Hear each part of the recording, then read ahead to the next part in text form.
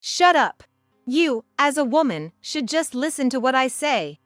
Just a few minutes ago, my sister's husband, who had been polite in front of me, was wearing the mask of a good-natured, friendly husband. I witnessed the moment that mask was peeled off. Both my sister and I were left speechless by the drastic change in him. He started stomping his feet loudly, and without any attempt to hide his irritation, he began to spit out his true feelings. It's all her fault for not being able to get pregnant. I'm keeping this useless woman who can't have a child in my house without divorcing her. These words were thrown at my sister. Pointing at my sister, he added more abusive language as if to rub salt in the wound. Despite being verbally abused, my sister didn't respond to her husband's harsh words. She was trembling, gripping her hands tightly, and enduring his anger silently. My sister had been desperately trying to conceive a child every day for the sake of her husband and his family. My sister, who had been constantly tormented by her husband and parents, was ragged, with messy hair, terrible dark circles under her eyes, and bitten-down nails. It was painfully obvious that she had fallen into a mental health crisis, barely managing to maintain the bare necessities of life.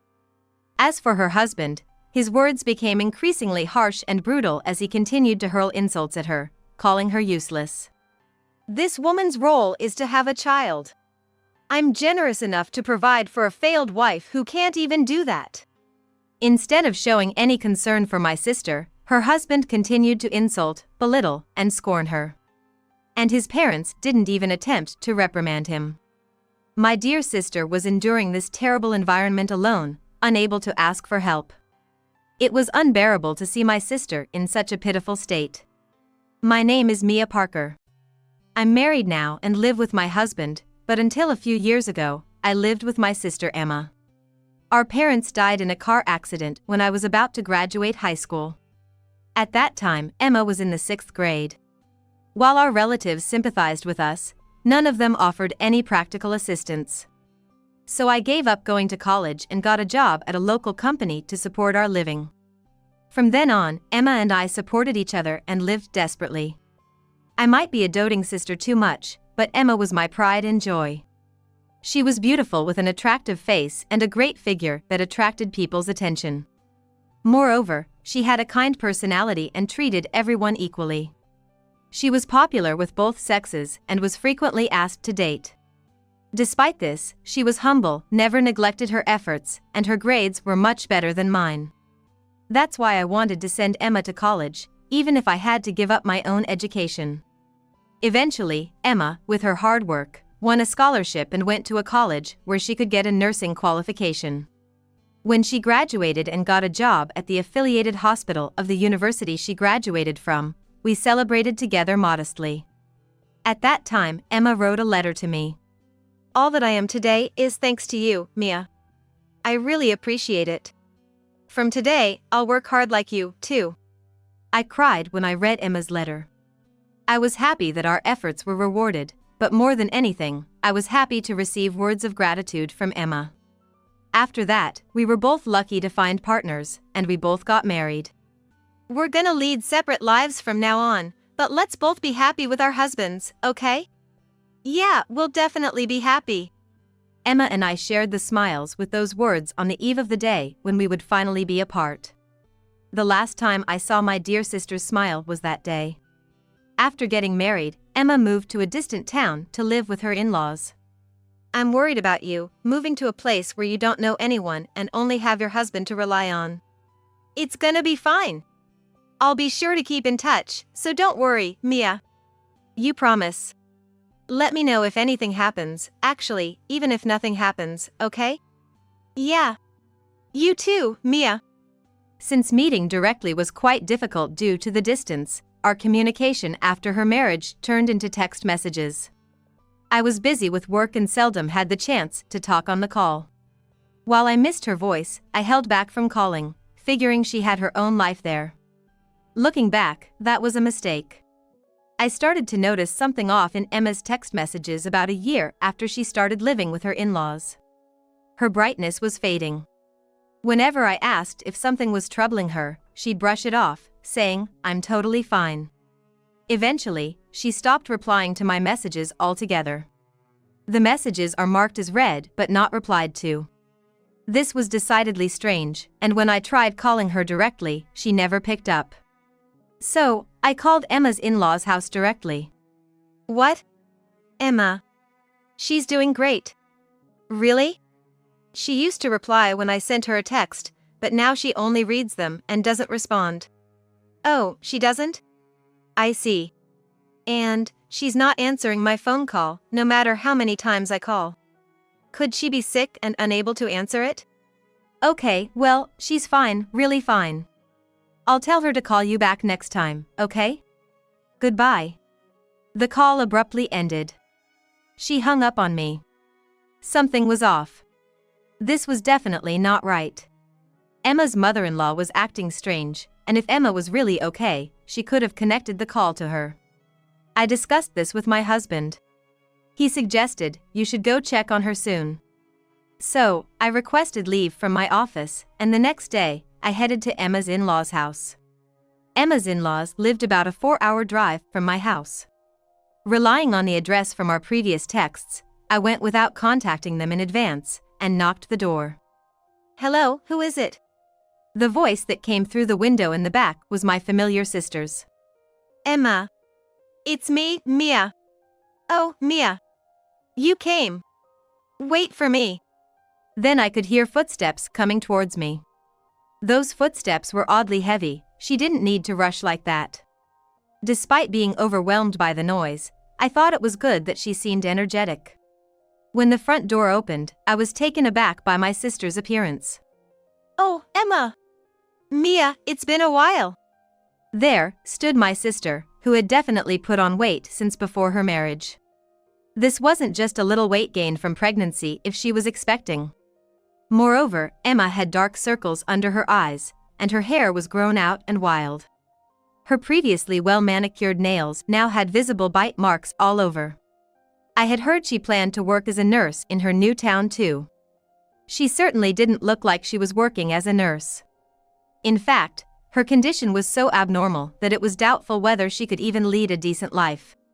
At first glance, it was obvious she was living in an unimaginable environment, but I decided to hear Emma out first and went into her home. My father-in-law and mother-in-law are out, and my husband is going to be late from work. Oh, I see. I responded. What brings you here, Mia? Any trouble? Well, you haven't been replying to my texts recently, and you don't answer my calls, so I got worried. Oh, I'm sorry. My husband holds my smartphone these days.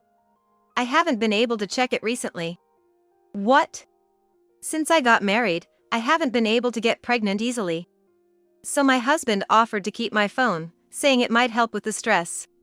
What do you mean? This was Emma's story.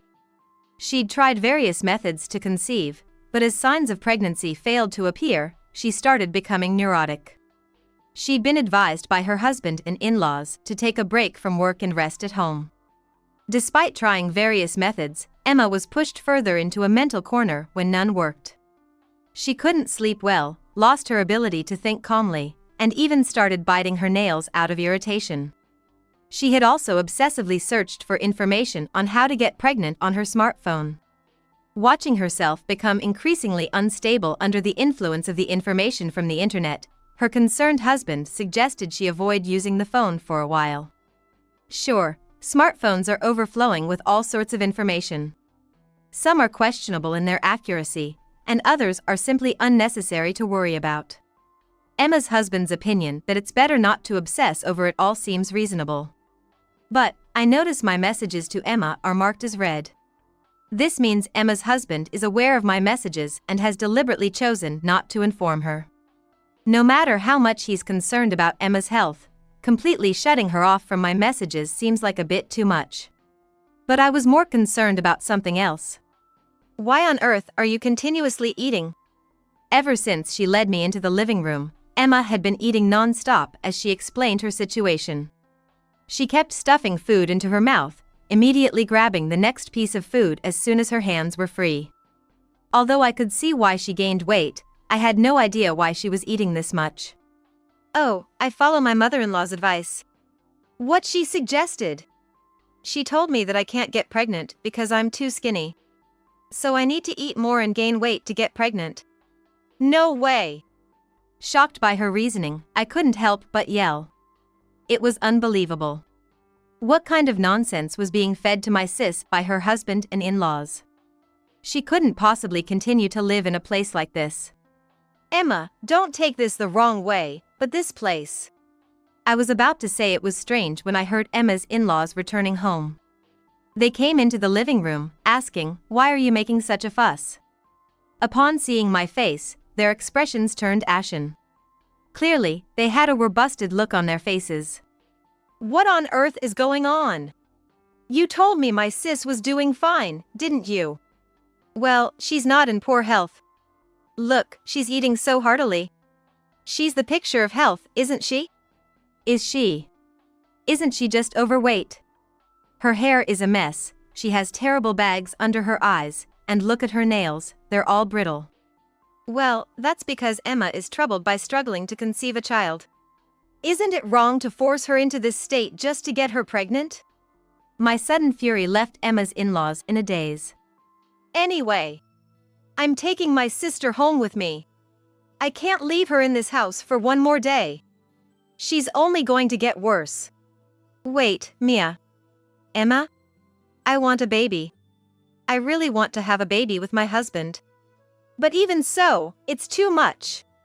It's my fault for not being able to get pregnant. So I want to live here, following what my in-laws say until I can get pregnant. If you continue living like this, Emma, you're going to fall sick. That's my fault too, for not being able to get pregnant. Can a woman who can't get pregnant live a normal, healthy life? Something was off about Emma's gaze.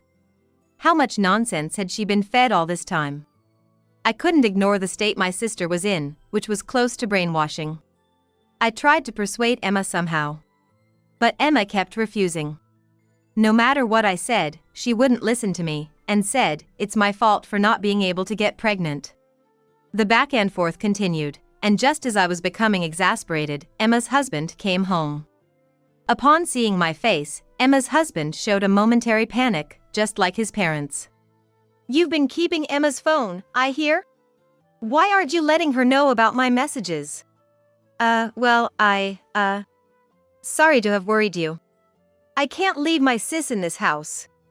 I'm taking her home right now. Well, that's a problem. Even if you're her sister, we can't have you meddling in our marriage. How could I trust someone who let my sister get like this? Despite his perfunctory apology, Emma's husband stubbornly refused to let her go, and my tone grew increasingly heated. On the other hand, Emma's husband, initially nervous against my unwavering insistence to take Emma home, seemed to grow more irritated. Shut up. You, as a woman, just need to listen to what I say. He suddenly raised his voice. It's her fault for not getting pregnant, right? That's why my parents are worried about her and telling her to eat. Who can get pregnant that way? What's with you? If she still has a great figure, she'll go out and... Seeing Emma's husband's alarmed expression, I did not let it slip. Go out and then what? She flirts with men other than me. So if she gets fat and unattractive, no other men would look at her, right? So, you're the one who made Emma put on weight? Yeah, that's right. Emma's husband's true feelings began to spill out one after another in a reckless confession. It seems that Emma's husband was afraid that Emma, who continued to be popular even after marriage, would leave him if things continued as they were. So he had her quit her job under the pretense that she couldn't get pregnant, made her gain weight, and even took away her means of communication, her phone. To achieve this, his parents lied to Emma, saying, "It's for your own good," and cooperated with him. I was speechless as her husband selfishly revealed his reasons. Just then, his cell phone rang, shattering the silence. What the hell? Not now. Visibly annoyed, Emma's husband answered the call on impulse. He accidentally pressed the speakerphone button. The phone echoed loudly with a woman's sweet voice. Hey, you're off work, right? I'm waiting for you at our usual place, hurry up. What? Oh. In the split second Emma's husband was flustered, I snatched the phone. Hello? Do you need something with my husband? Upon hearing my words, imitating Emma, the woman's tone changed. Huh? Oh, you're his wife? Nice to meet you. Your husband's always so good to me. Her brazen voice provoked a response. We are kind of busy right now. Could you call back later? What? You're his barren wife acting so high and mighty. I didn't say anything, and she continued. I'm pregnant with your husband's child, unlike you. A victorious tone echoed from the phone. Upon hearing this, Emma, who had initially been dumbfounded, had a sudden realization. Emma, let me explain, her husband said. So you've been cheating on me, even going as far as to have a child. You're misunderstanding, this must be a mistake. You act concerned in front of me but betray me behind my back. Emma's eyes hardened. Taking a deep breath, she declared, Thank you for everything. I'm leaving this house immediately. Be prepared to distribute property with me. Facing her husband's excuses and her in-laws' dumbfounded silence, Emma pointed at them and declared boldly. Emma, who had left her in-laws' house with me, immediately sought advice from a lawyer who was an acquaintance of my husband. She told the lawyer everything that had happened, and although it took some time, the divorce was finalized a year later. Of course, Emma asked her ex-husband and his mistress to pay for their sin appropriately. Here's a little postscript. The ex-husband, who wanted a child, tried to remarry his pregnant mistress. However, there was a miscalculation. The child the mistress gave birth to wasn't his. Apparently, the mistress was cheating with another man, and the real father was that other man. Emma's ex-husband was desperate to claim that the child was indeed his, but ironically, it turned out he was infertile. So it wasn't Emma's fault that she couldn't get pregnant, but the ex-husband's. The news of the ex-husband and his parents ganging up and pressuring Emma, causing her to have a nervous breakdown. Moreover, the fact that the ex-husband himself was sterile. These facts spread quickly among the neighbors and his workplace soon after the divorce was finalized. Unable to stand the harsh gossip, the ex-husband left his parents and moved to a distant town. Emma, who learned that her inability to get pregnant was due to her ex-husband, was livid. However, that anger seemed to fuel her. She started dieting with an energy as if her previous state was a lie and gradually regained her old figure. Not only her figure, but her natural cheerfulness and kindness returned, and now she's happily living with her new boyfriend.